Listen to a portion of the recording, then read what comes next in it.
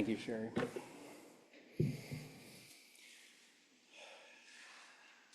A couple of decades ago, I was visiting with a beloved elder who has a more conservative political persuasion, and we were talking about my new job at that time as a congressional staffer, and naturally politics came up. To place this particular moment in its context, this was during the George W. Bush administration, just after the invasion of Iraq and during President Bush's efforts to privatize Social Security. So quite a while ago. At one point, after we'd covered the waterfront of current events and our disagreement about how they should be understood, my beloved elder said something that I thought was an attempt to find common ground. They said to me they were worried about this whole culture of entitlement. Now, being in my early 20s and not having been politically aware during the Reagan years, I didn't realize that what they meant was that they did not approve of the social safety net, of programs like Social Security, Medicare, and welfare, which in policy speak are known as entitlement programs, a term that Reagan and other conservative politicians use as a term of derision. Instead, I thought my beloved elder was saying something I did agree with, that they were concerned with a sense of entitlement rooted in American hyper-individualism. Yes. The pervasive notion that I am owed whatever I want and that my needs come before everyone else's. The kind of attitude that can lead an individual to claim that I can do whatever I want to women because I'm a star, or my tax dollars shouldn't go to help those people, or in a much smaller but big pet peeve of mine, I can use the shoulder to pass all of this traffic because I have a nicer car and I'm in a hurry. Yeah. That sense of self-centeredness and selfishness is what I thought my beloved elder was talking about when they said a culture of entitlement, a culture of believing that I deserve more than you. So in that moment, I said to my elder, yeah, me too, but I've clearly not let go of that conversation or my confusion in that moment. That conversation and those words, entitlement and deserving, have been knocking around in my head ever since. And today I want to spend a little time unpacking their meanings. So this is the part of my sermon where I define some terms. Entitlement originally meant to give someone title to or legal ownership of an estate or property. You may be familiar with a car or land title. This is tied to the notion that royal titles come with property. So entitlement, like the word belonging we explored a few weeks ago, is a word rooted in commerce and law and ownership rights. It's a capitalism word that has sometimes taken on other meanings, but has not let go of its original one. Another capitalism word is the word deserve. Deserve comes from the Latin deservire, meaning to serve well, to serve well. It was often used to describe Roman slaves who were granted rewards, rights, or even freedom for being good slaves. It is based on an idea that one must earn something through good service or proper behavior or conformity in order to deserve it. And this idea too is baked in our language, our culture, and our own systems. Yeah. It's no wonder then that with words like belonging, entitlement, and deserve in our language, our society, and culture, that our society and culture seems to be built not on notions of inherent rights and empathy, but instead on an ethos of accumulation of wealth, of power, of safety, of things. It's no wonder that in our society and culture, competition and the drive to get as much as we can at the expense of others has become almost deified. It has become an article of faith, something to be worshiped, both in secular religion of what it means to be an American and in the growing movement of nationalist Christianity. Perhaps we should not be surprised that this new article of faith is pushing out a core belief that I was taught in Sunday school, that of empathy, of loving my neighbors. Perhaps we should not be surprised that empathy, the practice of imagining oneself into the feelings of someone else, the practice of imagining oneself into the feelings of someone else, or the ability to identify with the suffering and needs of another person as though they are one's own. Perhaps we should not be surprised that empathy has come to be viewed by some as inefficient or a threat to traditional values, or that we now hear arguments that empathy is unnatural, that it disrupts the order of things. Consider this. On an episode of Joe Rogan's podcast, Elon Musk, the epitome of the secular religion of personal accumulation, said that the fundamental weakness of Western civilization is empathy. He said progressives are exploiting a bug in Western civilization, a bug in the programming of Western civilization, which is the empathy response. Or consider how two incredibly popular leaders of the Christian right have written books on the danger of empathy. Allie Beth Stuckey published a book entitled Toxic Empathy, and Pastor Joe Rigney published The Sin of Empathy. The Sin of Empathy. Both books depict calls for empathy as the work of manipulative progressives trying to pull Christians off the path of righteousness, and both authors go so far as to say that empathy is the work of the devil and his minions. Now, of course, from my perspective, these religious leaders seem to be forgetting some key teachings of their professed faith, including the fact that the entire Bible that they hold up as inerrant is run through with exhortations to care for the immigrant and the hungry and the sick. Not to mention the fact that, as I understand it, the whole earthly mission of the man that they claim to be God in flesh was here to challenge economic and political hierarchies that were creating suffering, challenge these hierarchies so that instead it could be on earth as it is in heaven.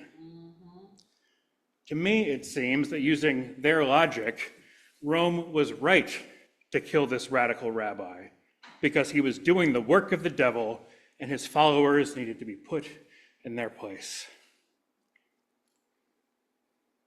I see this campaign to discredit empathy as evidence that empathy does, in fact, threaten the logic of selective entitlement and deservedness. It is evidence that empathy is powerful in the face of the rising tide of authoritarianism and Christian nationalism. It is evidence that empathy is indeed a powerful counterweight to the egocentric drive to accumulate power and wealth. But here's the thing. Empathy's true power lies in the ability to recognize and tend to the suffering and needs of people who are not like us.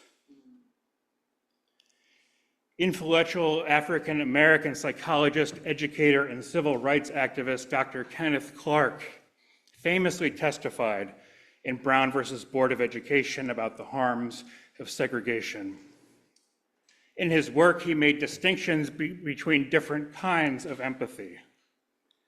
And he especially warned against what he called chauvinistic empathy, which is extended only to other members of one's in-group or tribe or team or political allies. Chauvinistic empathy might be contrasted with altruistic empathy, which is more universal and less selective. I wonder how many of us practice chauvinistic empathy. I know I do. How many of us truth-seeking Unitarian Universalists who value love, pluralism, generosity, and interdependence have referred to people we disagree with as irredeemable or deplorable? How many of us who claim to center love enjoy more than our fair share of schadenfreude when people we disagree with experience with what we see as their comeuppance of instant karma? To be clear, I'm making this statement from within my own glass house. I do this all the time, but I'm noting how chauvinistic empathy may come to us more naturally than altruistic empathy, caring for everyone. Another word for empathy might be kindness. In our reading this morning, poet Andrea Gibson wrote, "I believe part of the violence of our culture stirs from the myth that kindness is natural. I don't think kindness is natural. I think kindness would only be natural in a world where no one is hurt, and everyone is hurt. So kindness takes work. Kindness is our knees in the garden, weeding our bites, our apathies, our cold shoulders, our silences, our cruelties. It is weeding whatever taught us the word ugly." Now, do I personally think kindness is natural? I'm not sure, but I hope it is. But I do know that fear is natural. Yes, it is. It's deep in our evolutionary history. Fear kept our ancient ancestors alive. Yes, kindness and sharing in community did too, but generally for the benefit of our own people. Our chauvinistic empathy, caring for one's pod or in-group that provided the individual some safety. That's why I'm struck by Andrea Gibson's emphasis on the importance of recognizing our own suffering and the suffering we cause others as a key part of kindness, of empathy. As they say, kindness is work.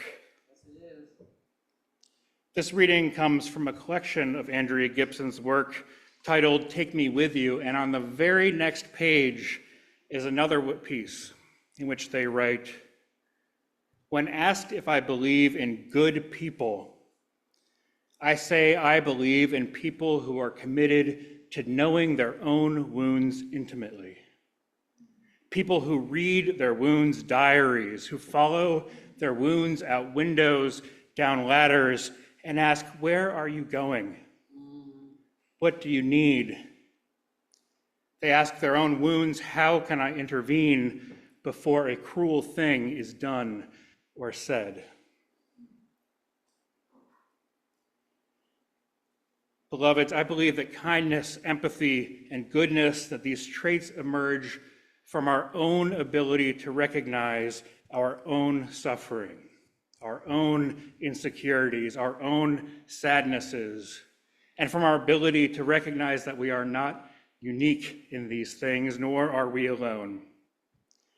I believe that these traits of kindness, empathy, and goodness come from our ability to recognize that everyone we encounter is also suffering, and that, as the Buddha taught, that the liberating response to this suffering is to care for the suffering of others without questioning whether that person deserves it.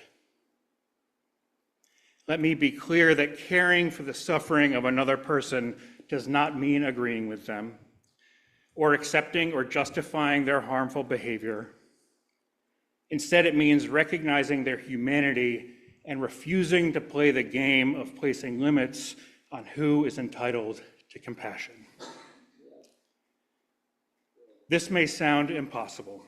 Yeah. I, for one, don't know if I can live into this form of empathy. But I do know that this kind of empathy is something that we Unitarian Universalists claim as our heritage.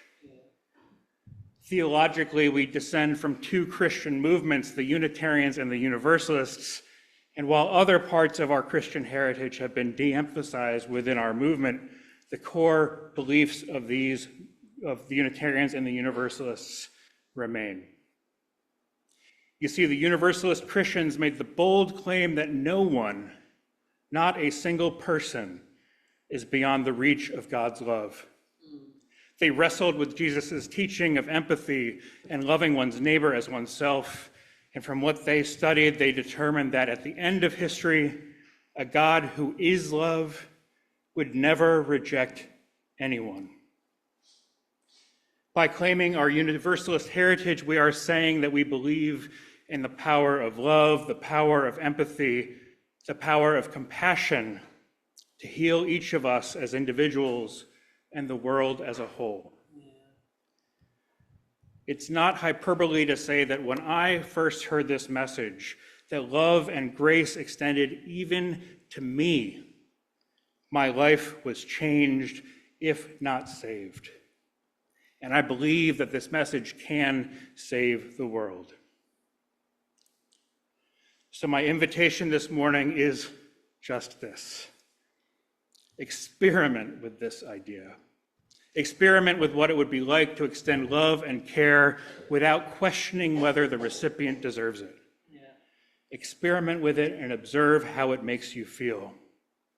Experiment with it and imagine why and how it challenges authoritarianism and individualism. Experiment with it and consider how the world might be different if we truly lived interdependently. May it be so. May it be so.